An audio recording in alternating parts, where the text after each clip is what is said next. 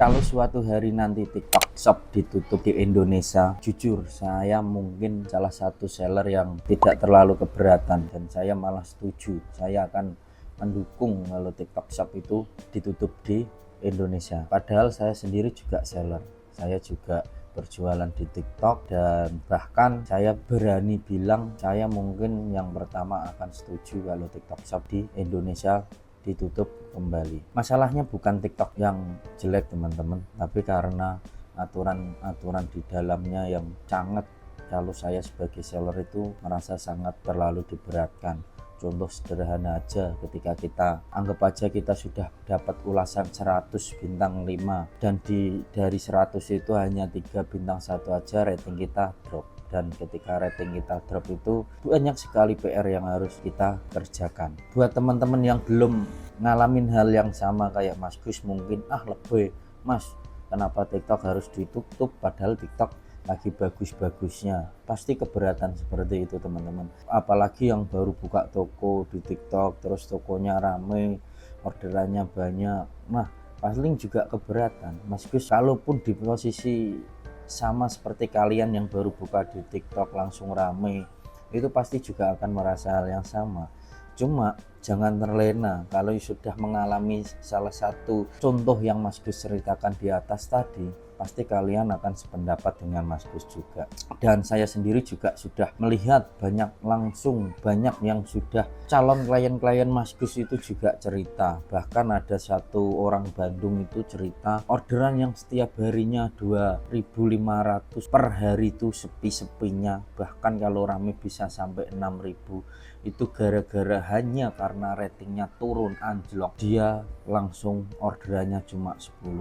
Dia juga cerita dia harus PHK sebanyak 20 orang. Bayangkan kalau itu semuanya kepala keluarga, orang yang terdampak berapa. Dan itu hanya kejadian hanya cukup waktu yang sangat singkat, 1 minggu. Bayangkan kamu yang punya bisnis, orderannya sudah banyak ribuan, hanya karena mungkin rating 1 minggu bisa langsung anjlok dan 1 minggu bisa mulangin semua karyawan yang kamu punya, termasuk konveksi yang kamu punya. Itu cerita real, saya nggak membuat-buat. Dan itu dia juga minta tolong ke Mas Gus buat benerin lagi tokonya. Tuh Mak, saya rekomendasi lebih baik buka toko baru aja karena terlalu berat kayak gitu. Oke, poin penting yang saya sering kejadian di TikTok itu adalah satu, rating itu gampang drop sekali teman-teman. Dan Mas Gus cerita sedikit juga, ada ini salah satu toko yang Mas Gus handle juga. Ini Senin kemarin teman-teman, ini Senin kemarin itu ini tokonya juga kena blokir sama malah ditutup permanen. Tapi di sini mulai hari ini sepertinya dia sudah bisa jualan lagi.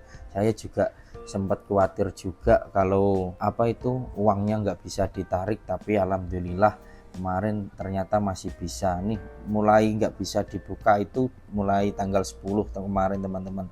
Saya masih ada saldo sekitar 4 juta di toko ini. Toko ini sebenarnya ya juga nggak toko utama saya, tapi toko ini emang Mas Gus biarkanlah, karena sudah terlalu lama saya biarkan, tiba-tiba ada orderan.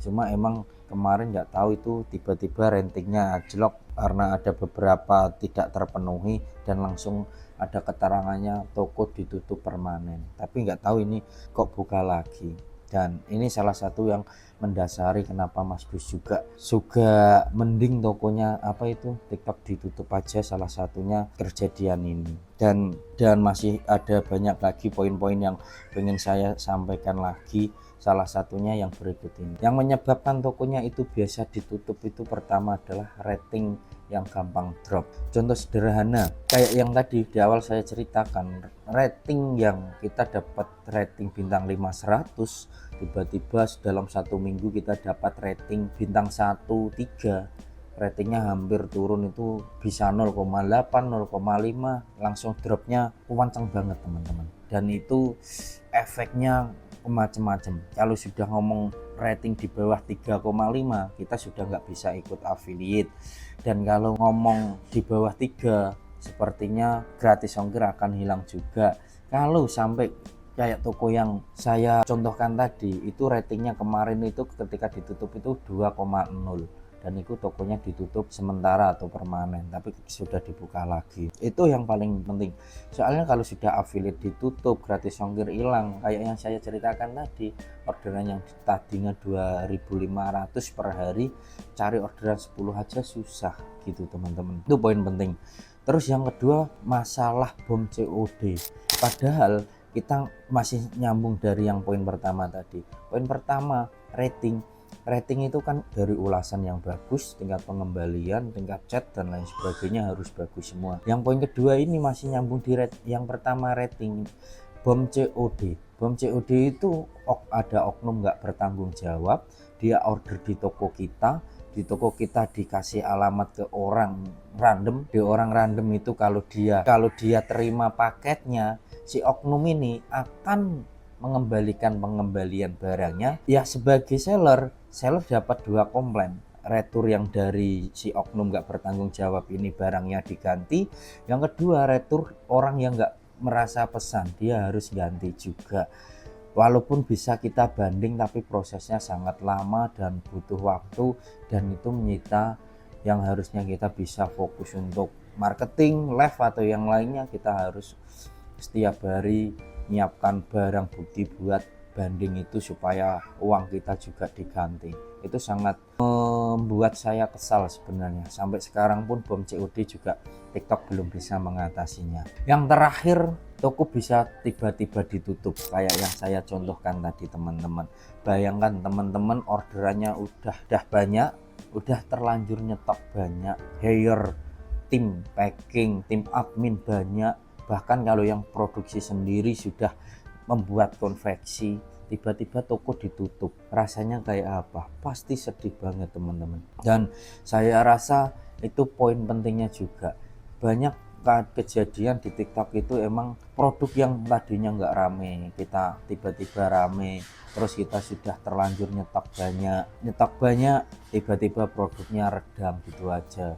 Nah, banyak kejadian yang seperti itu juga di TikTok, dan itu kita susah juga buat buangnya kalau kita sudah terlanjur buat stok produk banyak. Makanya kalau dari kejadian-kejadian itu, kalau Mas Gus sendiri merasa, walaupun saya juga jualan di TikTok, sebenarnya TikTok juga bagus, termasuk marketplace yang cepat adaptasi. Bahkan kalau saya boleh bilang, dia bisa mengalahkan Lazada, ya kompetitor dulunya, Blibli, sama si mungkin Tokopedia. Dia juga bisa mengalahkan kompetitor itu sebelum dia join juga ke TikTok.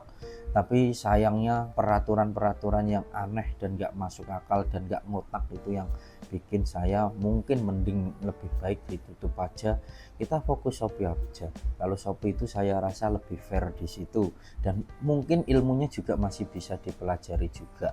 Jadi gitu aja untuk konten hari ini, mungkin kita sharing aja teman-teman. Saya juga mau tanya ke kalian, bagaimana menurut kalian kalau TikTok itu ditutup? Apakah kalian setuju? Apakah kalian juga ngalami rating tiba-tiba drop juga? Apakah kalian juga ngalami bom COD juga? Apakah pernah ngalamin juga sudah stok banyak produk tapi produknya tiba-tiba diblokir, kalau enggak ratingnya tiba-tiba anjlok dan stoknya jadinya numpuk sekali?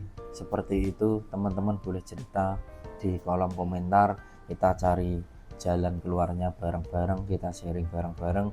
Dan jangan lupa juga like video ini, share dan komen ya teman-teman. Kalau yang belum subscribe silahkan di subscribe. See you next video. Jualan cerdas, orderan deras.